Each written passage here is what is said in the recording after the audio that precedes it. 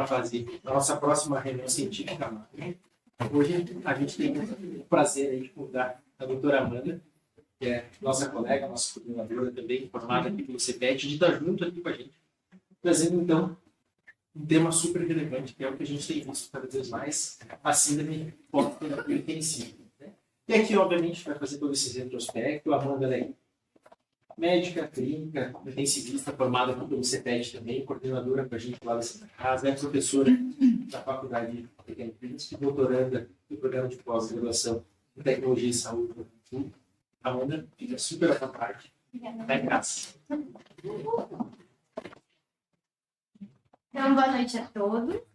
Para começar, eu já quero declarar que eu tenho um conflito de interesse bem importante para essa aula. Talvez eu tenha o viés do amor. Esse é o tema que eu decidi me dedicar aí nos estudos, é onde eu faço meu doutorado. E nos congressos, e cada vez mais na terapia intensiva, esse tema vem ganhando importância. Então, espero que ao longo dessa aula eu consiga mostrar essa importância para vocês e que vocês possam se apaixonar junto comigo pelo tema. Bom, então, eu coloquei uma agenda aqui sobre a nossa aula, então a gente vai passar por um breve histórico da terapia intensiva e sobre a síndrome pós-terapia intensiva, epidemiologia, fisiopatologia, os domínios da PICS, o que a gente pode fazer para prevenir, qual que é o desafio de seguir esses pacientes a longo prazo, um pouco sobre os nossos estudos internos aqui, então, que estão acontecendo no CEPET, e a mensagem que vocês devem levar para casa. Então, quando a gente começa lá no histórico, a gente joga síndrome pós-terapia intensiva no PubMed, a gente percebe que a grande parte dos artigos se concentram ali a partir de 2020, tá? Com o boom ali em 2023 para 2024. Então, é algo muito recente. Para a gente entender um pouco da PICS, a gente precisa entender um pouco do histórico dos UTIs. Então, eu vou fazer uma breve revisão aqui com vocês. Então, a gente precisa lembrar que lá em 1927, algumas literaturas colocam 1923, isso varia, eu peguei de vários artigos, mas surgiu, então, a primeira UTI dedicada ao cuidado do doente neurocrítico, né? Que foi lá no Johns Hopkins, nos Estados Unidos, pelo Walter Grant. E depois disso, a gente passou ali por uma epidemia de pólio na década de 50. E daí o pai, né, da terapia intensiva, o anestesista dinamarquês, ele modernizou e criou melhor essa estrutura das UTIs, sentindo sua falta, das UTIs europeias, e ele desenvolveu, então, UTIs dedicadas para o suporte respiratório, né, tendo em vista essa epidemia de pólio que estava se passando. Então, foi criada a ventilação por pressão positiva, essa foi uma das primeiras pacientes, né, que foi mantida ali na ventilação, literalmente num protótipo de um AMBU, então era feito um revezamento, até que depois fosse desenvolvido ali os primeiros ventiladores mecânicos. A gente passa por um gap de cerca de 35 anos, e lá em 85 a gente vai começar a ter um conceito, então, de um doente crítico crônico. Esse conceito do doente crítico crônico, ele surge principalmente num contexto de um doente agora, então, conectado na ventilação mecânica. Ele é difundido, né, por Girard e Raffin, e o primeiro artigo que eles colocam falando disso tem literalmente esse título, né? O doente crítico crônico. Viver, devemos salvar, devemos deixar morrer. E o que ele coloca ali é basicamente assim, é um relato, ele vai descrevendo, né? E ele coloca que no doente crítico crônico, então, que fica mais tempo na ventilação, uma das estratégias que a gente precisaria pensar no diagnóstico desse paciente seria se concentrar, prestem atenção, falando de 85, no exercício, na nutrição, no manejo de fluidos, no suporte emocional e num sono adequado. Então, sono adequado previne delírio, exercício, mobilização precoce. Então, são coisas que lá em 85, depois a gente só foi organizar e dar nomes diferentes, mas a gente já está falando da mesma coisa. A gente passa por um novo gap bem importante. E daí, em 2010, a gente expande esse conceito da doença crítica. Eu não estou falando que a doença crítica crônica é só do doente que fica na ventilação mecânica. Aqui eu passo a entender que eu posso ter uma fraqueza adquirida na UTI, que eu tenho endocrinopatias, que eu tenho disfunção cerebral, desnutrição, lesões por pressões recorrentes que vão tirando a reserva desse paciente. E nesse artigo que eles colocam lá em 2010, eles trazem essa figura, né? Então, a gente tem o que o doente já carrega consigo, que é a idade, que são as comorbidades, que são coisas que não são modificáveis. posso tratar bem essas comorbidades, mas eu muito provavelmente não consiga revertê-las. Eu vou ter a doença crítica aguda, que pode ser um caso cirúrgico, clínico, e depois disso vou ter o que eu ocasionei ali na UTI, uma sepse, né, ou alguma intercorrência aguda, e depois disso eu então me torno esse doente crítico crônico dependente do ventilador, com lesão cerebral, com lesão muscular. E mais do que isso, ele começa a organizar em 5 tipos de cuidado. De novo, prestem atenção nas coisas. Eu preciso tirar esse doente do ventilador, de alguma forma. Eu preciso otimizar a parte cognitiva. Então, eu não posso colocar deliberadamente medicações, né? Eu preciso minimizar essa parte do nível de consciência.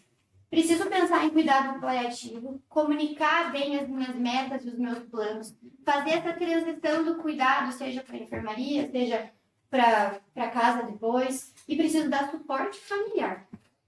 Fora isso, nutrir adequadamente, né? E prevenir complicações. Então, lavar a higiene das mãos, prevenir isolamento quando precisa e proteger a integridade da pele.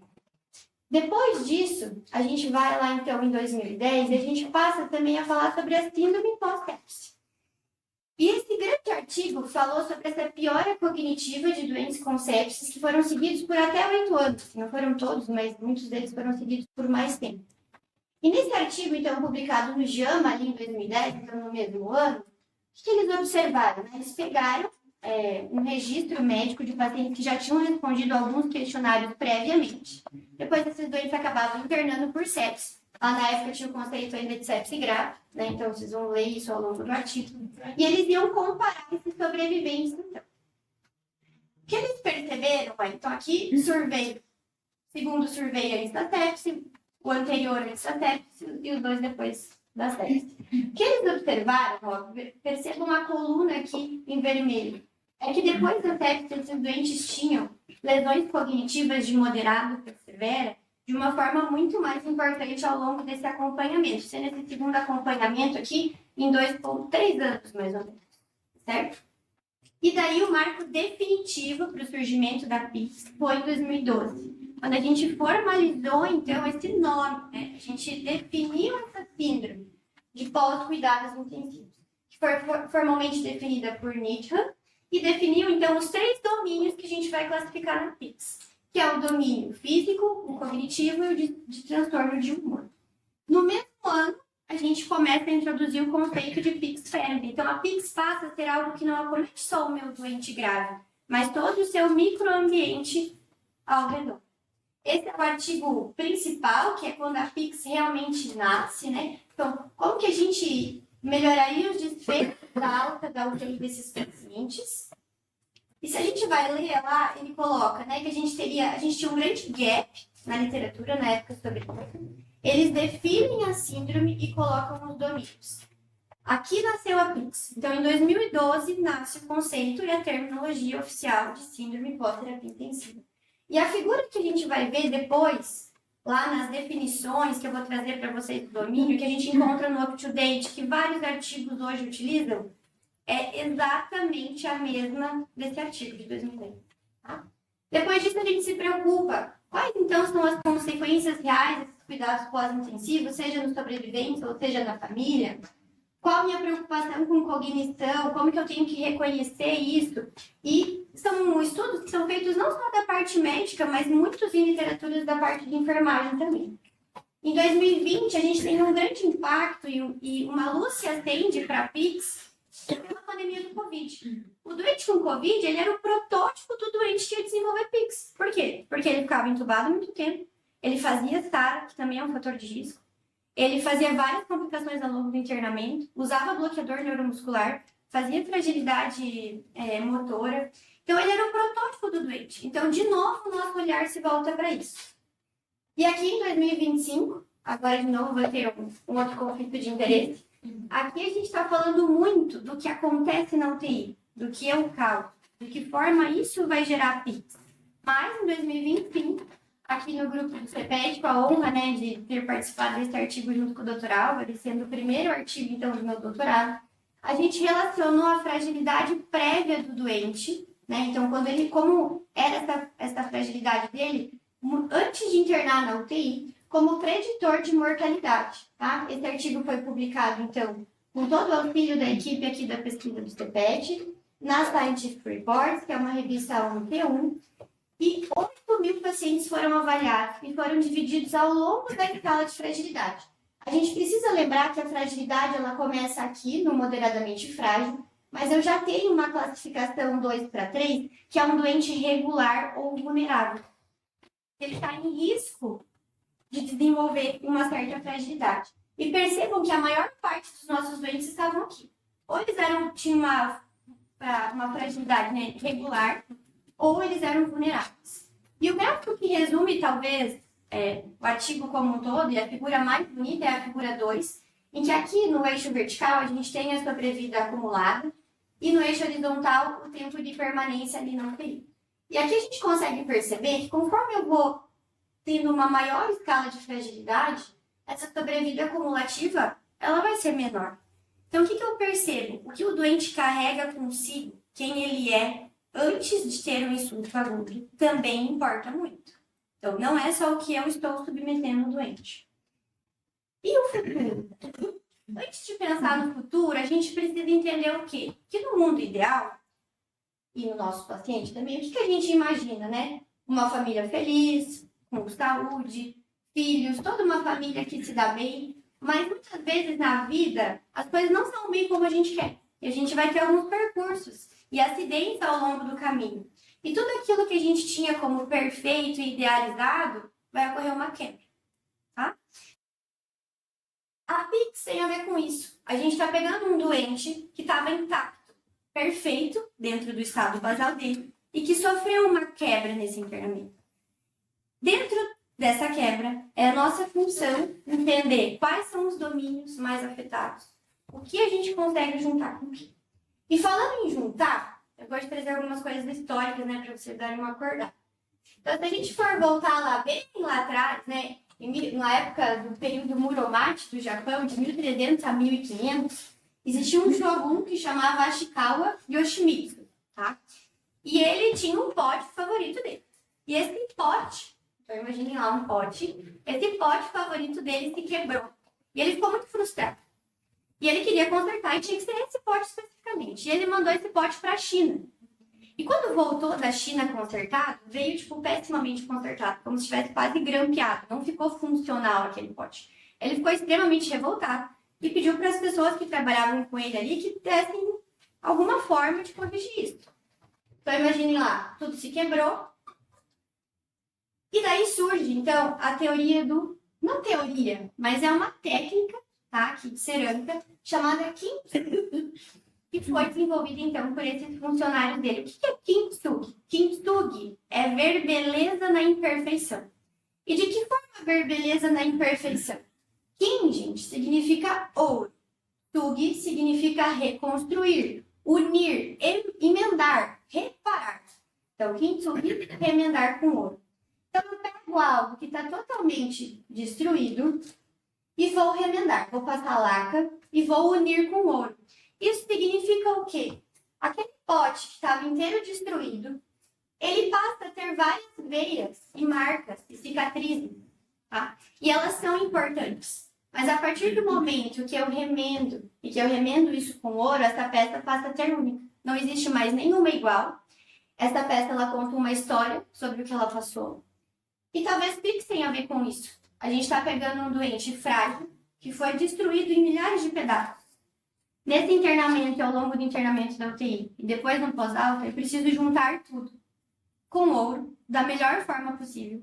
Entender quais foram as áreas mais acometidas e ter essas marcas, entender que muito provavelmente as coisas não vão ser iguais, também faz parte do caminho.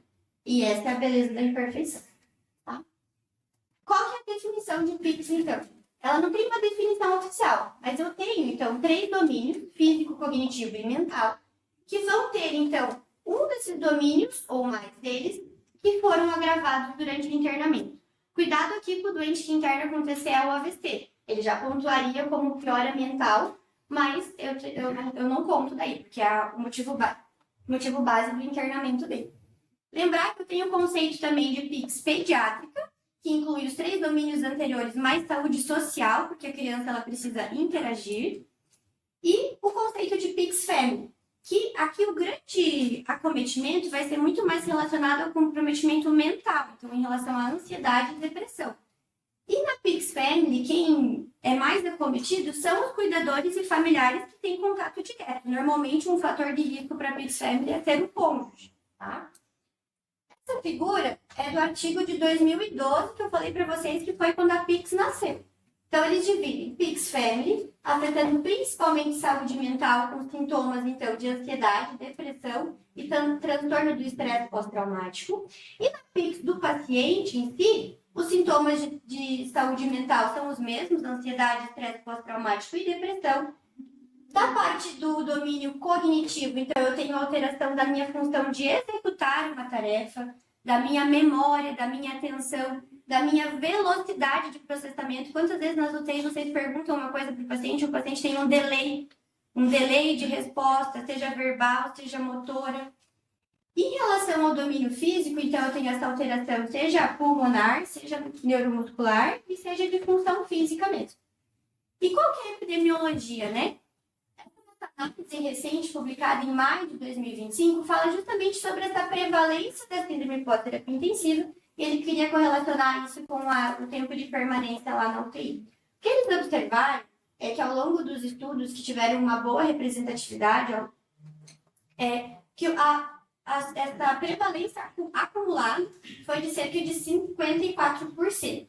Esse estudo ele teve estudos que vieram da África, América, Ásia, Europa, então ele teve uma validade externa importante, sendo que a maior parte deles veio ali da América do Norte. Tá? E quais são os fatores de risco para desenvolver PIX? Então, eu tenho os fatores pré-UTI, que são aqueles que o doente carrega com ele. Então, funcionalidade, fragilidade, idade, comorbidades, principalmente se não bem tratadas, um comprometimento psiquiátrico ou cognitivo prévio do doente e a própria condição socioeconômica. E eu vou ter aqueles que eu causei, que eu precisei causar, que é o uso de ventilação mecânica, que é desenvolver SARA, choque, hipoglicemia, tá? Disglicemia e o uso de sedativos e a ausência de reconciliação medicamentosa. Aqui, cuidado com duas coisas. A gente olha muito os fatores de riscos grandes. Então, sedativo, SARA, ventilação. Quais que a gente menos daria importância aqui? Disglicemia e uma hipoxemia. Aquele doente que fica saturando leve. E vocês vão ver que eu vou trazer aqui agora que a hipoglicemia e a hipoxemia são fatores de risco para a maior parte dos doentes. E são coisas que a gente não olha com tanta importância. Então, na disfunção cognitiva, os principais fatores de risco, então, delírio, déficit cognitivo prévio, internar por sepse ou desenvolver SARA, uso de sedativos, disglicemia e hipoglicemia. Para a disfunção psiquiátrica, então, em relação à ansiedade e depressão, eu vou ter o fato de ter uma doença psiquiátrica prévia, sepse ou SARA, insuficiência respiratória, de novo, hipoglicemia e hipoxemia. E para a disfunção física, aí sim já vai ter uma incapacidade prévia, tá bom? Fragilidade, a doença própria ali que o doente desenvolveu na UTI e a idade. Tá? Então vejam que a PIX ela é complexa e multifatorial. Por isso que eu não vou ter um tratamento específico, algo que eu vou lá e uma coisa sozinha vai resolver meu problema todo. E o que é a PIX Family, gente? Então eu tenho um doente circundado ali pelos seus familiares. E mais de 50% desses familiares vão ter sintomas na alta da UTI. Aqui considerando familiares que participam do cuidado, tá? Não aqueles que só vão na visita, então cuidado. E 20 a 50% dos doentes vão precisar de cuidados mais intensivos ao longo desse próximo ano. Quais são os fatores de risco, gente? Má comunicação. Colocar a família na função de tomada de decisões difíceis. Então, quer ou não quer que entube? A gente sabe que isso não é a forma adequada de fazer, mas muitas vezes a gente coloca o peso dessa tomada de decisão na família. Isso vai desencadear a PIX também. Ser cônjuge, né? Então, quem é casado tem fator de risco. E ter um nível educacional mais baixo. E qual que é a fisiopatologia da doença? Eu já falei para vocês que ela é multifatorial. Então, a gente não vai ter, igual quando a gente estuda sepse, é uma doença específica que a gente está estudando. Aqui, cada domínio vai ter a sua fisiopatologia. A gente tem um abismo, porque muitos dos fatores de risco a gente ainda não tem eles bem claros e definidos. O que a gente sabe? É do New England, é um artigo de revisão excelente sobre PICS, tá? Então, a gente tem o doente grave, toda a equipe ali treinada e atendendo esse doente. Eu tenho a família, eu tenho o filho desse paciente. E como que isso vai se manifestar? Eu me manifesto no paciente através de todas essas injúrias que eu já comentei com vocês, então não vou repetir. Mas no cuidador, eu manifesto não só com sintomas mentais, mas de ansiedade e depressão, mas eu posso ter ideação suicida, eu posso ter um estresse financeiro, porque agora eu tenho que cuidar de alguém, eu não consigo trabalhar. Como que eu faço isso? Eu não quero largar o meu familiar, mas eu também preciso de dinheiro para auxiliar no cuidado dele. E na equipe dedicada cuidando desse paciente, eu também posso ter sintomas. Sejam sintomas mentais, e aqui eu lembro muito do estresse moral. O que é o estresse moral que o profissional de saúde, que está aqui lidando com doentes críticos crônicos, pode ter? O estresse moral é quando eu tenho que fazer algo que eu não acredito naquilo que eu estou fazendo. Eu acredito que o melhor para o doente não era fazer aquilo, mas eu tenho que fazer. Então aquilo vai contra o que eu acredito, e aquilo me gera um estresse moral, tá? E como que... Vamos imaginar 3 cenários, tá? Aqui é como que a PICS desenrola ao longo do tempo, pensando aqui na parte branca, o pré-UTI, o verdinho mais escuro, o período de UTI, aqui alta para enfermaria e depois na reabilitação. Eu posso ter um doente C que já internou, aqui no eixo vertical é funcionalidade e qualidade de vida. Ele já internou com uma qualidade de vida péssima, com uma funcionalidade muito reduzida, e quando ele internar ele vai morrer. Esse é um doente grave, eu não tenho muito o que fazer por ele. Mas eu tenho um doente A, que ele tem uma qualidade de vida excelente, uma funcionalidade prévia ótima. Ele interna, passa por um vale ao longo da UTI. E ao longo do final do internamento da UTI, ele já vai recuperando qualidade de vida e funcionalidade. Mas percebam que mesmo depois que ele foi cuidado, a gente desceu um degrau da escada. E isso é algo que vocês me escutam falar lá no dia a dia. Eu falo, a gente precisa explicar a doença crítica para as famílias como uma escada que a gente desce. E cada vez que eu desci um degrau, muito provavelmente eu não consiga subir de novo para o status basal que eu estava. É exatamente isso que essa revisão do New England está mostrando. Por mais que fosse um doente excelente, eu não vou conseguir recuperar o status basal dele, mesmo ao longo de um longo tempo de reabilitação multidisciplinar. E prestem atenção no doente B. O doente B talvez seja o que mais se beneficia da nossa atenção e dos bancos. Eu tenho um doente B que poderia fazer esse vale bem fundo e piorar muito em qualidade de vida. Mas é nesse doente, justamente, que se eu aplicar adequadamente, evitar a iatrogenia, fizer o bando ao BCDF, eu consiga devolver ele com um vale menor e com uma qualidade de vida melhor. Esse padrão ele se mantém aqui quando a gente fala sobre a trajetória da família na PICS, tá? Só que percebam que para a família não tem aquele insulto, não tem aquele vale, aquela depressão ao longo do internamento. Porque é algo um pouco mais arrastado, um pouco mais crônico, é relacionado ao cuidado, não a um insulto específico que eles se submetem. Mas é exatamente a mesma coisa. Se eu engajar a família, tiver uma comunicação clara, positiva, explicar sobre o cuidado, muito provavelmente os sintomas mentais dessa família podem ser reduzidos. E quais são os domínios, então? O domínio físico, gente, ele vai sendo mais prevalente. Cerca de 46% dos doentes que desenvolvem PICS têm acometimento do domínio físico. Então, eu posso ter essa fraqueza adquirida na UTI, seja por uma própria miopatia. Eu posso ter uma redução à tolerância do exercício. Quantos dos doentes nossos estão naquela fase de reabilitar? Eles falam que não é só um não querer, eles não toleram, eles têm dor, tudo é difícil, tá? Tem uma redução da força muscular. Posso ter dispneia crônica e fadiga persistente. Vários estudos mostram que um dos principais sintomas da PICS é uma fadiga crônica. Desnutrição e disfagia. As próprias lesões por pressão e contraturas articulares. Tá? Então, aquele doente que fica com uma dificuldade de mobilização. E o impacto disso lá na frente vai ser justamente ter uma dificuldade de realizar minhas atividades básicas e instrumentais da vida diária.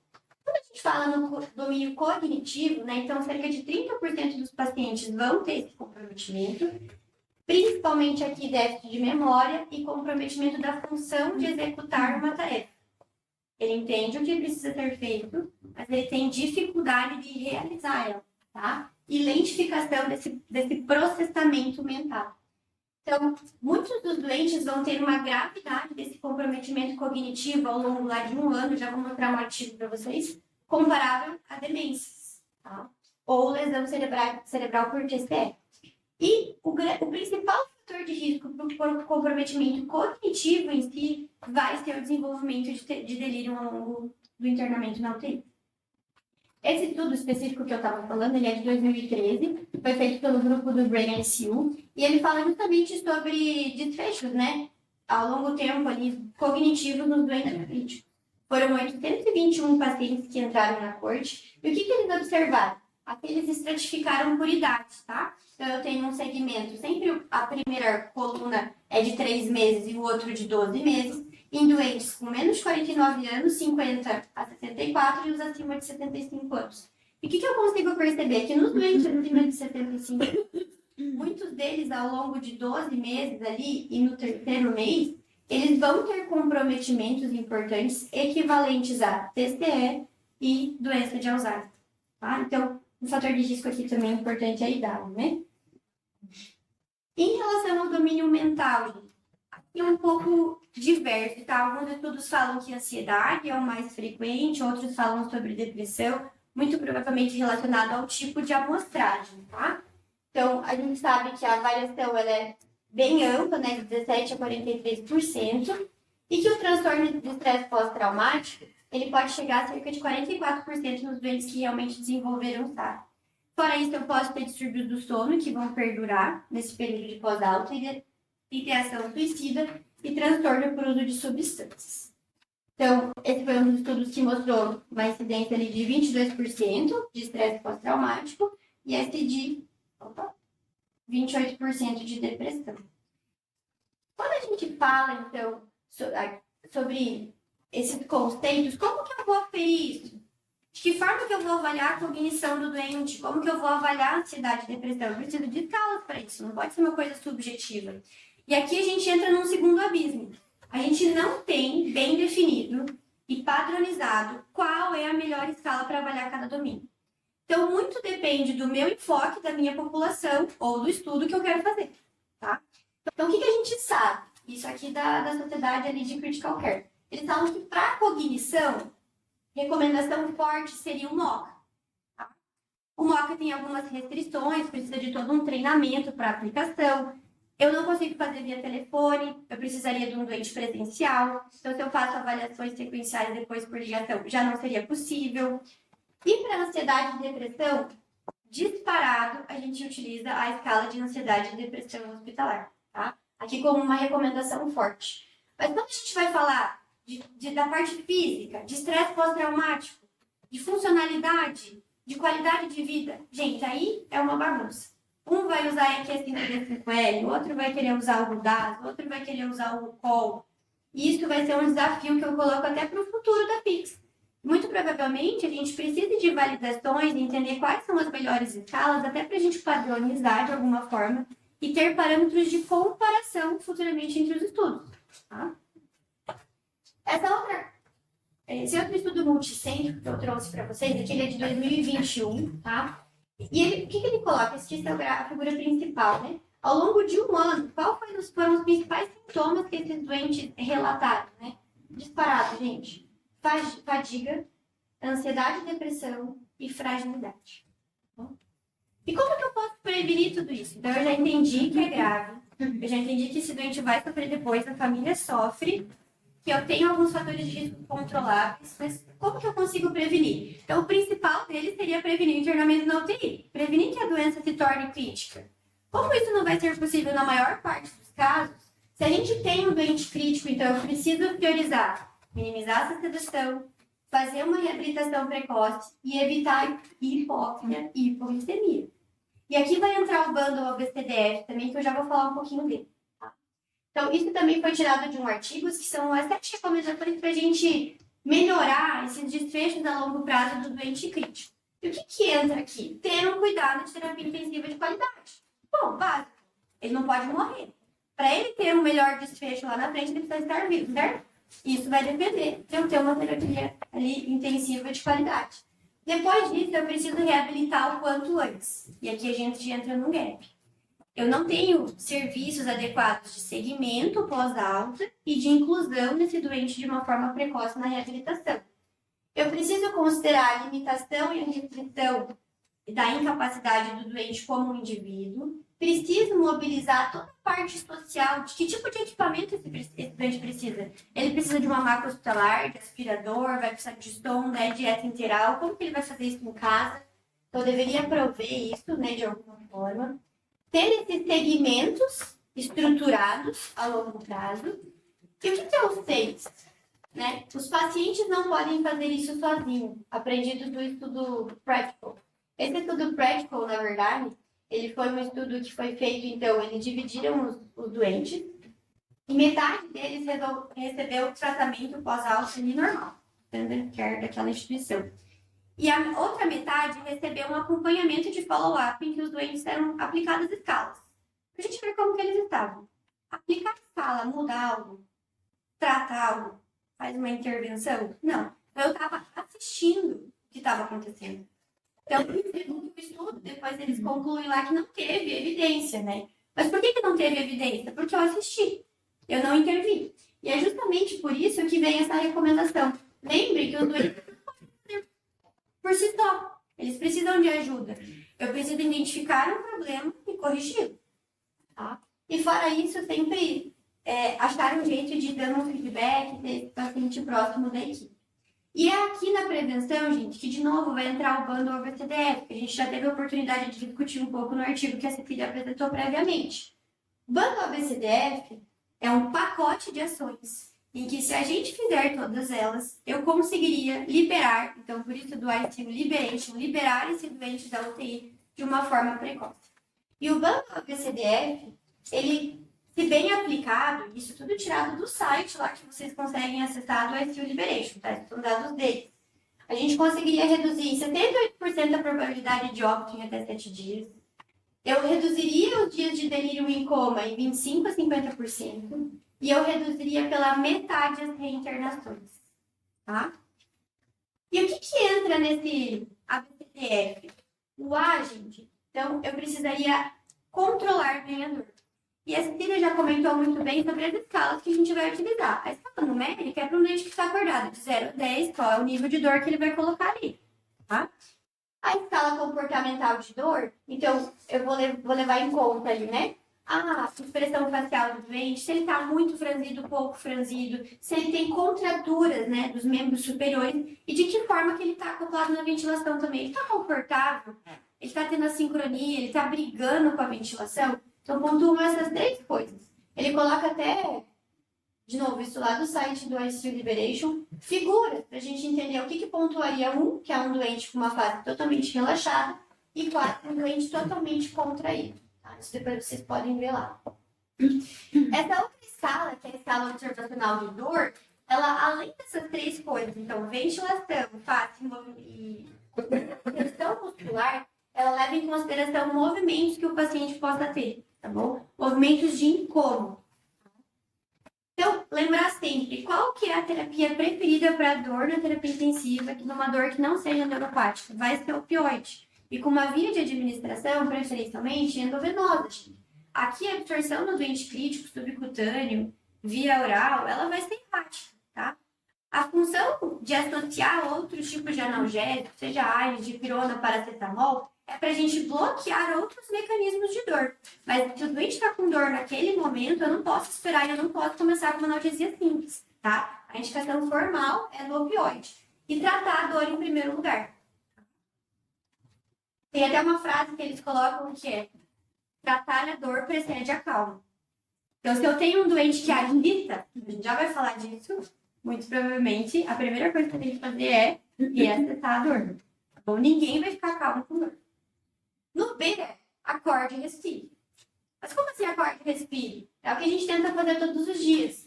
Mas a gente tem lá todo um critério para a gente ver quem que a gente pode acordar, né? Então, se esse doente tiver todos os critérios de segurança para eu realmente poder fazer esse despertar, eu faço o despertar diário. Como que eu vou saber se esse doente falhou ou não? Ele ficou com fase de dor, ele ficou agitado, ele piorou a frequência respiratória, ele desaturou, Tá? Ele fez alguma arritmia aguda? Sim, se ele falhou, eu vou voltar só na metade da dose ali dos sedativos. Não deu certo. Se deu certo, ele tá ficando acordado, então agora eu vou fazer o teste da respiração espontânea. E, de novo, quem que é seguro fazer esse teste da respiração espontânea? Então, um doente que está com PIPs mais baixos, com FO2 mais abaixo de 50, que está saturando acima de 88, que não está com esforço, não está com droga vasoativa em doses muito elevadas. Sim, é seguro. Então, eu vou tentar fazer esse teste de respiração espontânea.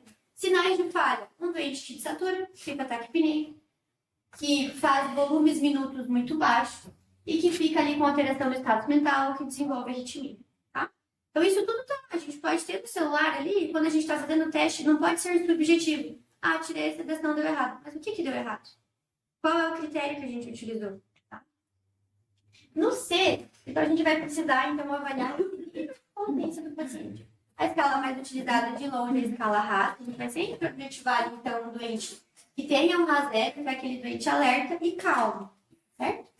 E a recomendação do PADS, que eu tirei deles também, é sempre priorizar uma sedação leve, em relação a uma sedação profunda, obviamente, e eles ainda colocam essa questão de preferir o uso de propofol e dexmedetomidina sobre o benzodiazepínico. Aqui falando muito mais, talvez, sobre o risco do D, porque a gente sabe que benzodiazepínicos vão piorar o risco de delírio. Então, não tanto em relação à farmacocinética da droga em si para a sedação, mas já pensando no próximo passo, que é o D, tá?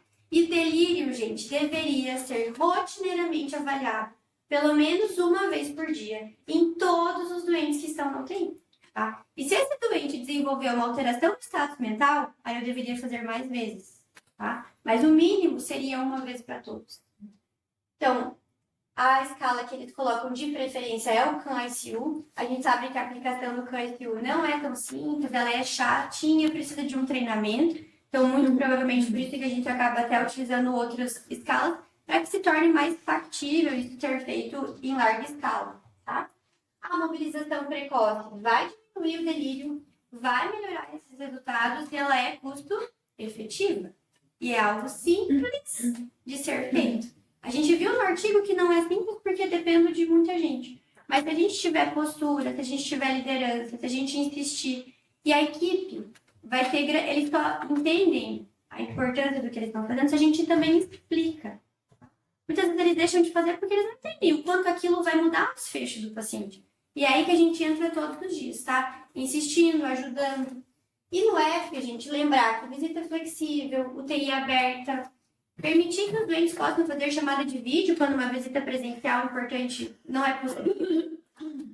Reuniões diárias com a família, envolver a família, seja nas visitas multidisciplinares, seja com reunião, com que eles façam parte do cuidado, tá? Não é, de novo, jogar o peso de decisões na família. Isso vai aumentar isso. Mas é envolvê-los. É eles entenderem quem é esse doente que vai estar indo de alta. Várias vezes eu pergunto para os meninos lá na rotina, como é que está a família? Como que eles estão entendendo? Eles estão entendendo que esse é o novo paciente, que ele vai sair com essas limitações?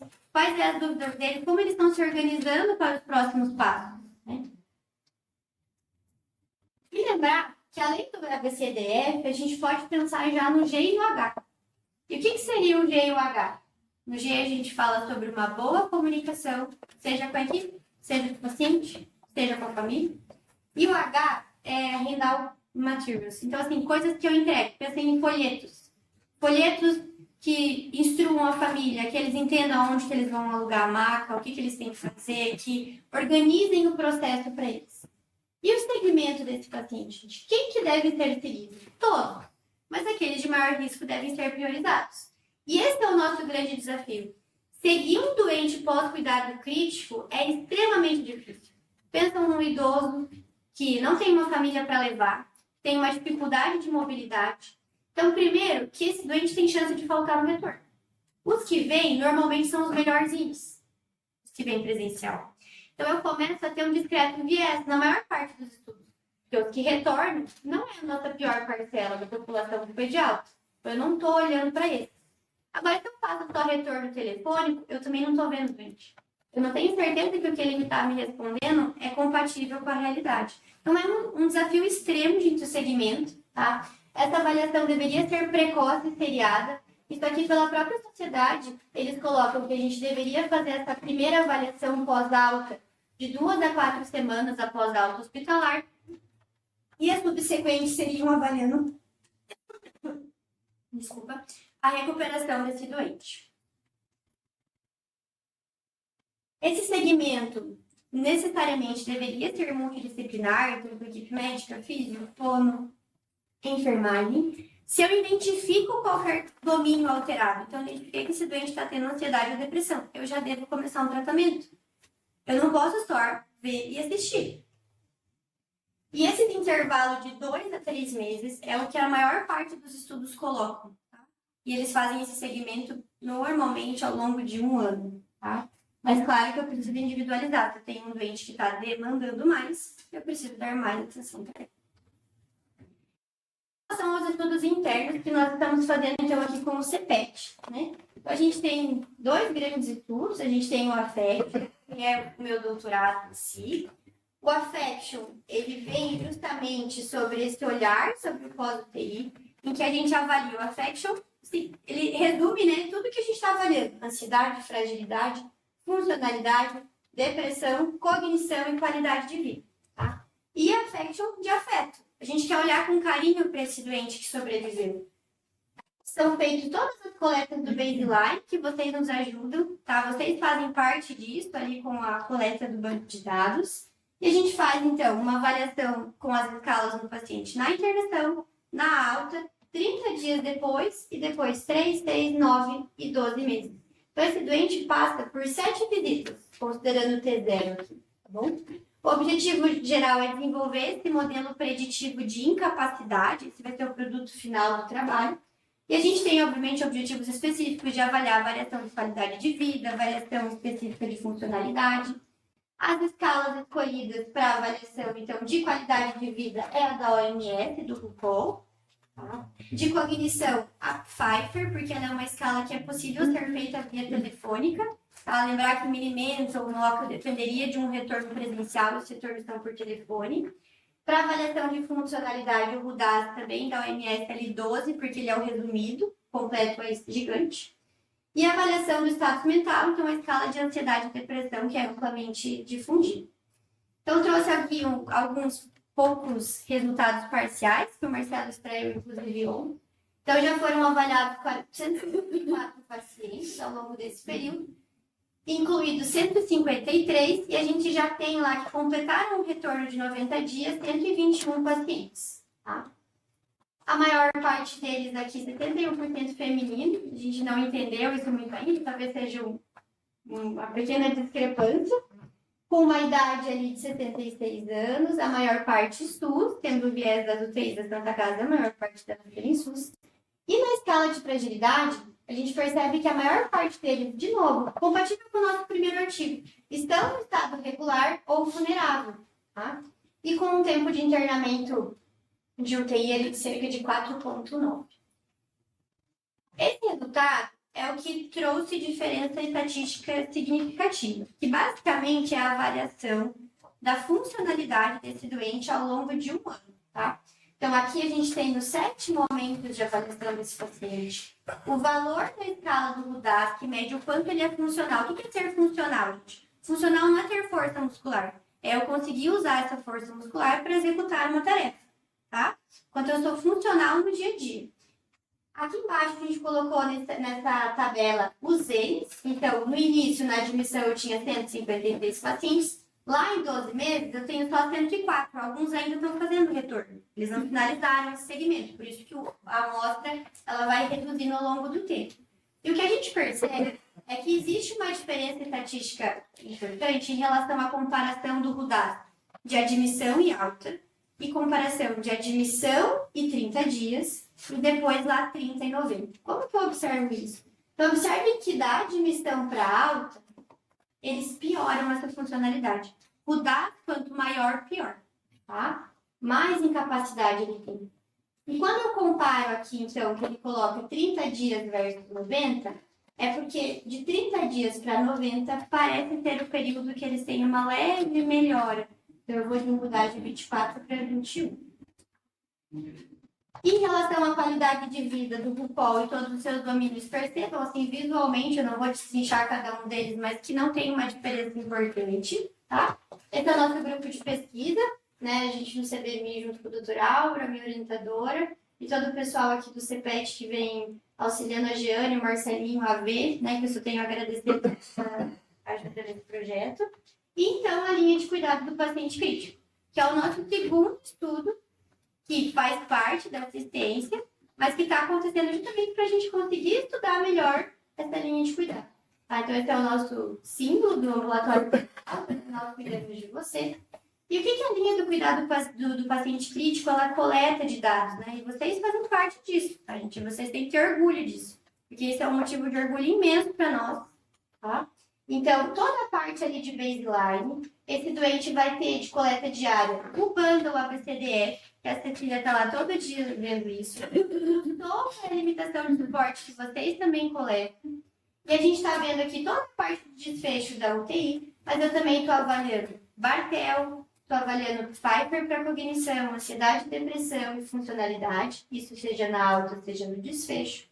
A gente vai avaliar essa questão de toxicidade financeira da PIX, né? O quanto isso pode ter ali um custo em relação a isso. E a gente também vai estar avaliando os familiares que cuidam desse doente, ligados diretamente, se eles estão desenvolvendo PIX ou não. E também se existe uma relação da espiritualidade sobre a família desenvolver PIX ou não. E esse estudo é o estudo da Verônica. Tá? Hoje, então, na linha de cuidado do paciente crítico, já foram avaliados 1.200 pacientes. Olhem o número como ele é alto, né? Incluídos 145. E a gente tem um total ali de pacientes acompanhando, né? De 103 pacientes. E qual que é a mensagem que a gente precisa levar para casa? Que a PIX, então, ela vai acometer não só o nosso paciente, mas essa família que está junto com ele. Eu vou ter avaliação de 3 domínios: cognitivo, psiquiátrico, aqui pensando em doença mental, né? E físico. Eu preciso pensar nisso e avaliar isso em todos os meus doentes. Preciso estar atento para os fatores de risco, então diminuir a sedação e bando ABCDF e seguir e reabilitar esse doente. E o futuro, né? O futuro, a gente precisa traçar estratégias de rastreamento e prevenção que sejam melhores. A gente ainda não sabe todos os fatores de risco ou exatamente como prevenir. O bando ABCDF, tudo isso que a gente vem fazendo, parece hoje ser a melhor forma, mas talvez ela não seja a resposta sozinha. Eu preciso dessas clínicas de recuperação pós-UTI. Como que esse doente vai seguir? A gente manda ele para o mundo. A gente não vê mais eles. E a gente sabe que esse segmento via UBS depois é muito complicado. Eu preciso ter mais intervenções no pós-alta. E fora isso, lembra daquilo que eu comentei sobre padronizar os desfechos, gente? Se cada um usa uma escala diferente, como que eu vou comparar tudo isso depois, futuramente? Então, eu precisaria achar uma forma de padronizar esses desfechos. Então, a gente precisa entender que, de novo, a gente está pegando um doente, uma família, no pior momento, totalmente destruído. E a gente precisa, ao longo do prazo, no nosso cuidado ali pós-UTI, ir juntando cada pedacinho desses caquinhos. E talvez fazer como aquele Shogun fez. E cuidar disso, e unir isso com ouro, né? E reparar isso, e aceitar que as coisas são transitórias, que existe sim beleza na imperfeição, que o doente vai ter marcas. O internamento de UTI vai deixar marcas e vai deixar algumas sequelas. Eu preciso juntar tudo, reduzir elas no máximo possível. E entender que as coisas desgastadas pelo tempo, elas têm valor, e talvez tenham até mais valor. Tá bom? E essa filosofia, o Absabe, ela vem dessa técnica, mas ela fala justamente sobre isso. Sobre assumir que as cicatrizes e que os traumas tornam justamente isso mais forte, porque eu uni de novo. Eu colei de uma forma que agora não quebra mais. Mais valioso e mais belo, né? Então, assim como no Kintsugi, o cuidado pós-UTI, ele não busca esconder essas cicatrizes, mas reconstruir com significado, funcionalidade e vida a partir delas. Poxa, super legal, assim, a gente vê coisa que cada vez que a gente, mesmo de fora, é uma coisa que a gente habitualmente faz, assim, mas cada vez que a gente vê uma apresentação assim, que nem essa tua, a gente repensa, né? E repensa a nossa prática, e tem certeza que amanhã de manhã todo mundo vai chegar e vai olhar um pouquinho diferente, né, para os doentes na UTI. E acho que dentro disso tudo, acho que talvez uma das coisas mais interessantes seja da gente pensar, e talvez vocês poderem trazer isso da luz para a gente, o que vocês já estão vendo, né? Nesses resultados preliminares, assim, porque chama muita atenção. A gente sabe que, especialmente aqui, grande amostra da Santa Casa. Os pacientes são pacientes extremamente frágeis, eles já chegam numa condição financeira muito ruim, numa condição que eles não conseguem, muitas vezes, ter um acesso ao sistema de saúde para tratar adequadamente a hipertensão, para tratar adequadamente o diabetes, para tratar adequadamente as N comorbidades, né? Eles têm muitas vezes de ter acesso a uma alimentação adequada, uma nutrição adequada, né? Então, o que vocês já estão percebendo? Assim, é mais uma dúvida, um tanto de curiosidade de entender, poxa, o que talvez seja algo primordial além do ABCDF? Será que existe algo realmente que a gente consiga modificar nesses fatores? Disso a gente não tem, porque eu não consigo ver uma apresentação dessa e questionar o nosso modelo de vida. Enquanto sociedade, não tem como a gente querer melhorar o que a gente faz ali, porque basicamente o que a gente faz dentro da UTI é manter a pessoa viva. Mas o custo desse manter viva não depende, talvez, tanto da gente enquanto indivíduo, a gente consegue minimizar isso. Mas talvez de realmente questionar a forma com que a gente vive em sociedade, né? De como que a gente coloca o sistema de saúde, como que a gente faz essa roda girar. Acho que a gente não tem todas as respostas, né? Acho que um grande ganho a gente entende que o pior momento do doente no pós-alta, e isso de vários estudos, é em torno de 30 dias. Quando ele vai fazer aquele vale, piora realmente o internamento, mas ao longo dos 30 dias ele ainda pode ter uma piora maior, e que é onde ocorrem os reinternamentos, enfim. Então, o fato de se criar um ambulatório pós-alta, a gente está inserindo essa cultura, acho que já é um grande caminho. E muito provavelmente a gente entender que esse ponto de fragilidade dos 30 dias é importante, então a gente vai tentar garantir, de alguma forma, que esses doentes estejam assistidos ali ao longo dos 30 dias. É claro que a gente está falando de algo micro dentro do macro. A gente está falando do nosso ambulatório pós-alta, criado aqui num serviço específico. Mas isso é o começo, né? E algo para a gente pensar e difundir depois. O que a gente percebe? Os nossos doentes, da nossa amostra em si, eu não trouxe esses resultados aqui, mas ao longo de um ano, eles são muito mais ansiosos. E mais ansiosos do que depressivos, tá? E a ansiedade, eu estava comentando com os meninos hoje na nossa discussão, né? A ansiedade, ela vem de tudo. E tem muitas coisas da ansiedade que a gente pode minimizar no internamento. Ele é ansioso porque ele não sabe se ele vai poder voltar a trabalhar, como que ele vai ficar, se o filho vai conseguir ir para a escola, se ele vai viver, qual que é a sobrevida dele, se a doença dele é muito grave. Então, ele é ansioso por várias coisas que a gente já pode minimizar lá no começo, talvez com uma boa comunicação. Coisas pequenas. Vejam que aqui, tudo que é pequeno se torna grande na PICS, tá? Mas a gente não vai ter uma intervenção em específico, assim, que eu consiga dizer, tipo, é isso que fala, né? Acho que o grande caminho é o segmento pós-alta. E um segmento presencial, né? Como o CPET está aí saindo na frente, já desenvolvendo junto com o Dr. Álvaro, a Ceci, a Jeane, a Isadora, né? Então, mas são mais dúvidas que respostas. Você acha que uma coisa que me chamou a atenção até no resultado foi que muitas dessas escalas elas também são autorrespondíveis, né? E aí a gente vê assim, chama, principalmente quando a gente fala de qualidade de vida, talvez a qualidade de vida para quem vem de fora esteja realmente muito pior. Mas aqui é inversamente proporcional. Então, isso não só o nosso mostra. Eu comentei com os meninos hoje também. Eu tenho um doente péssimo, ele já internou um cara, tá? E daí ele sobrevive a esse internamento. Então, assim, pra ele, a qualidade de vida dele tá show, ele viveu, entendeu? Então, você olha pra ele, meu Deus, não sobrou nada. Mas ele tá dizendo lá que a qualidade de vida dele tá boa, deve você ficar, tá, deve ficar anotando. Agora, um doente infartado, que internou, fez um choque cardiogênico, saiu um pouco mais restrito, não consegue mais correr na rua igual ele corria, o cara vai trabalhar normal. Ele só não vai conseguir fazer a corrida dele ali nos próximos 6 meses até reabilitar. Vai pedir a qualidade de vida dele. Ele vai colocar que tá péssimo. Então, nem sempre a gravidade da doença não reflete a qualidade de vida autorreferida do doente. E, normalmente, elas tendem a ser inversamente proporcionais. Queria parabenizar a Amanda, uma aula mais filosófica, mais linda, né? A gente fica pensando bastante sobre isso. E a gente viu ali que os estudos, eles são mais recentes mesmo, que acho que antigamente tinha um conceito de que o paciente que ia para UTI ia para morrer, né? Não tinha muito. Tinha aquele tratamento agressivo na fase aguda, mas essa fase de reabilitação não era tão importante, parece, né? E acho que agora a gente tem mais esse olhar e vê a importância, como os nossos doentes sobrevivem mais, porque a medicina, graças a Deus, evoluiu. Então, a gente está cada vez estudando e se importando muito de como que a gente não só mantém esse paciente vivo, mas também como que a gente vai entregar ele para a família, né? E a gente quer entregar de uma forma funcional.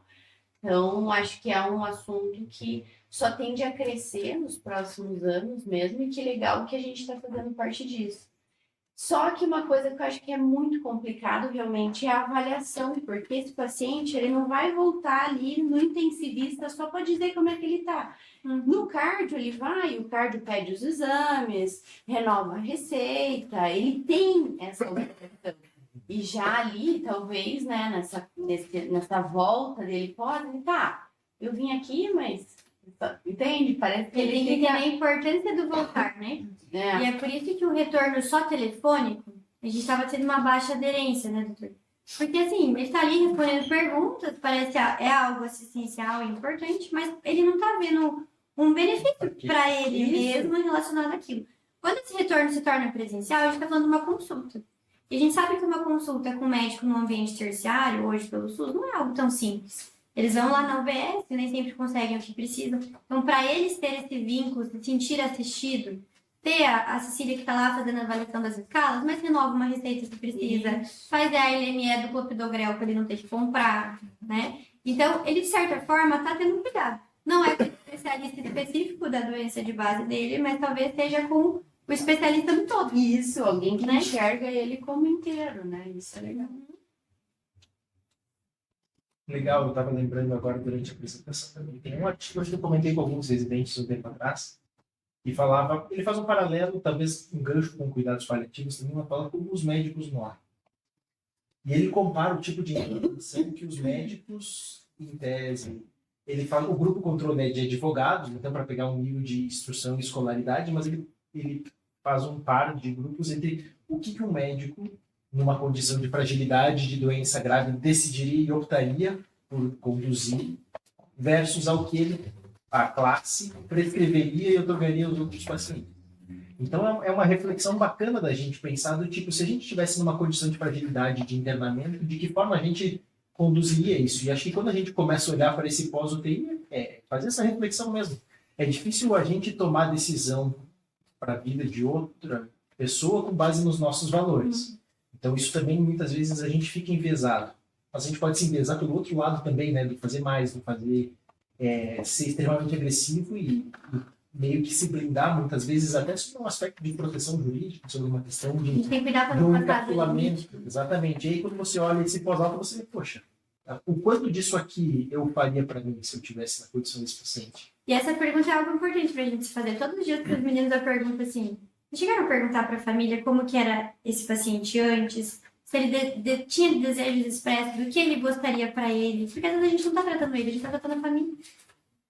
Né? Então, a gente está olhando o outro e tentando entender o que é melhor para ele. Melhor para ele é sobreviver, é dialisar, é fazer tudo. Mas a gente está olhando com o nosso sapato. Não com o daquele paciente, com a história dele, com quem ele foi, né? Então, mistura um pouco a Pixar com um pouco do paliativo, né? Mas a gente precisa entender até onde a gente vai. E o custo, tudo que a gente está fazendo tem um custo. Eu não estou falando de custo financeiro. Estou falando custo para aquele indivíduo.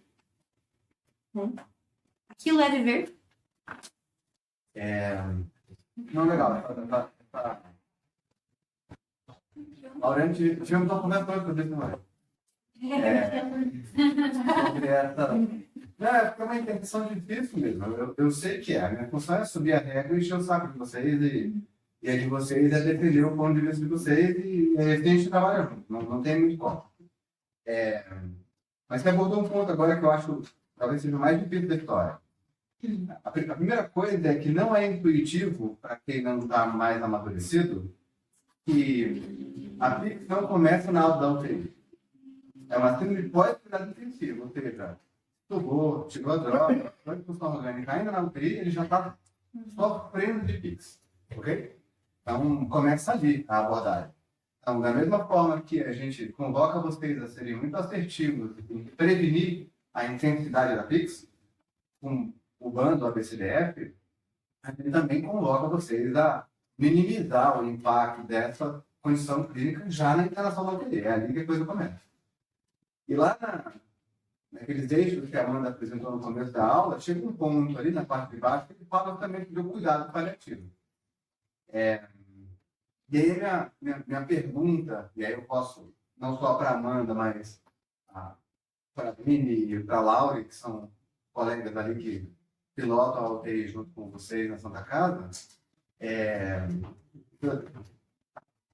como é que equilibra isso aí? Como é que você fala, não, peraí, estou esticando demais a corda, eu preciso sentar e falar sobre... E veja, pessoal, não é limitação terapêutica, tá? Não confundo os termos. Como é que eu entro que o cuidado paliativo e que o próximo HIT vai ser considerado de uma forma diferente?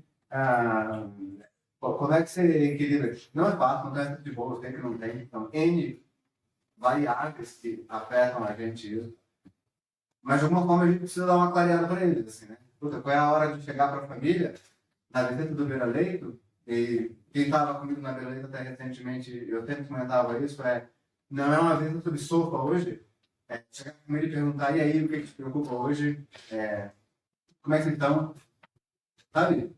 Que passou o D3, D4, D5 e o sofa tá ruim ainda, e o tubo tá lá ainda, e as coisas estão lá ainda, e a pessoa tem cheio de angústias, né? Ela quer uma declaração para mexer no dinheiro, ela quer saber se pode ocupar o quarto com alguma coisa, se pode fazer a reforma que queria fazer, ou se precisa fazer uma reforma para receber a mãe em casa.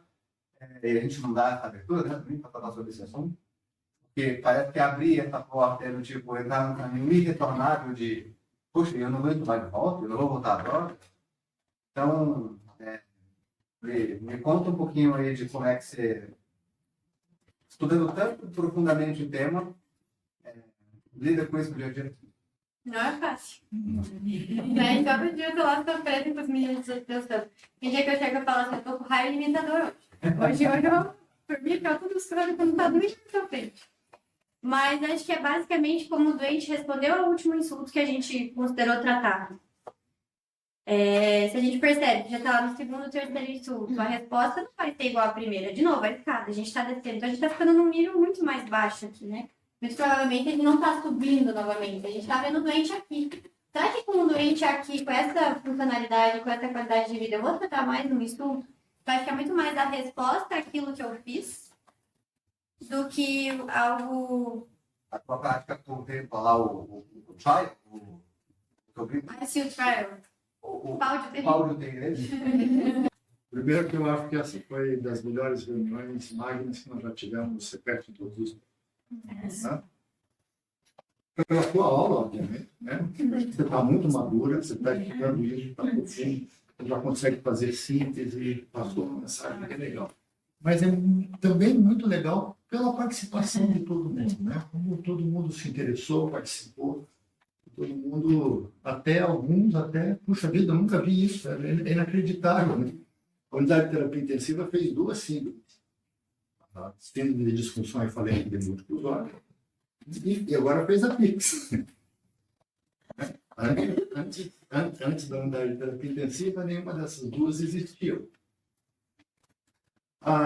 Mas quero dizer assim, primeiro, eu concordo com tudo que o José falou, mas quero mostrar dali da fisiopatologia um pouquinho. Eu concordo com tudo que você falou, entendeu? Né? Não existe a linha de cuidado do doente crítico. Não existe a linha de cuidado para poder atender a PIX. É uma falha do nosso sistema de saúde. Tem a linha de cuidado do AVC, tem a linha de cuidado do infarto, tem a linha de cuidado para uma série de doenças. Faz parte nossa, participando das sociedades, participando de reuniões com o serviço público, participando de reuniões em congresso, para poder mostrar a importância social de você cuidar desse doente pós-unidade de terapia intensiva, porque hoje esse doente sai e ele vai fazer a consulta com o cardiologista, com o neurologista, com o cirurgião, mas ele não tem quem cuide de todos os aspectos da síndrome que esses doentes estão sofrendo continuamente. Né? Mas tem um gap, né? Me lembro bem de uma apresentação no Congresso Europeu no ano passado, acho que até comentei com vocês em algumas reuniões. A doença, ela está muito bem definida em termos de manifestações clínicas, mas ela não é uma doença que tem uma fisiopatologia definida. E enquanto ela não tiver uma fisiopatologia definida, a gente não trata assim. A gente cuida do. Você não está tratando a síndrome piques, tratando o sono do fazendo fisioterapia. Você faz fisioterapia para poder tratar uma lesão do joelho, para ele poder recuperar a lesão do joelho. Essa lesão do joelho foi cirurgicamente. Então, ela é uma síndrome que tem fator de risco. Quanto mais benzodiazepina que você faz, mais faz a síndrome. Alguém aqui acha que é o benzodiazepina? Quanto mais sangue você fizer por dentro, mais síndrome ele vai fazer. Quanto mais você deixar em ventilação mecânica, mais síndrome ele vai fazer. Você acha que é ventilação mecânica?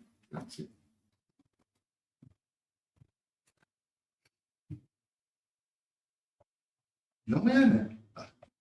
Tem alguma coisa acontecendo no cérebro desses doentes que faz esses doentes sofrerem 90 dias depois, 120 dias depois.